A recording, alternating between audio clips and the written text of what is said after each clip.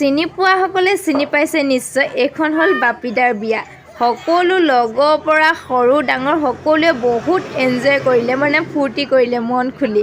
এই বাৰকেইজনীৰ লগত চিনাকি হ'লোঁ, খুব ভাল লাগিলে। সেইটো কাৰণে অলপ আপোনালোককো দেখাই দিলোঁ। আৰু এইফালে কইনা বহা ডেকোৰেশ্যনবিলাকো দেখালোঁ, লগতে আলহী অতিথিকো।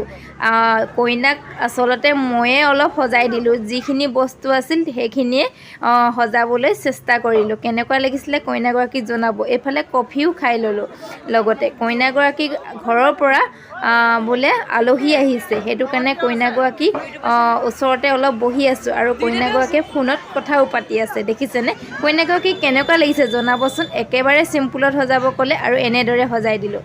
এইফালে আকৌ আহি একেবাৰে খোৱা জেগাই পালোহি। এনেদৰে লৈ খাবলৈ কাৰ কাৰ লাজ লাগে জনাব দেই। আগতে কিন্তু মোৰো লাজ লাগিছিলে, আজিকালি লাজ নাই। খোৱাত কিহৰ লাজ, কোনে কাক চাই, নহয় জানো। ময়ো একেবাৰে তৃপ্তিৰে খানাটো খাই ল'লোঁ।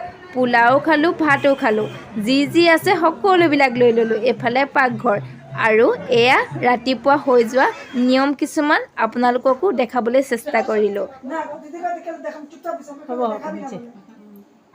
আচলতে বিয়াখন হৈ যোৱা 10 দিন মানে হ'ল, কিন্তু ভিডিঅ'বিলাক ডিমকৈ ৰৈ গৈছে। সেইটো কাৰণে আজি ডিচেম্বৰ শেষত আপোনালোকৰ আগত আপলোড কৰিলোঁ। কেনেকুৱা পালে ভিডিঅ'টো কিন্তু জনাবলৈ নাপাহৰিব দেই।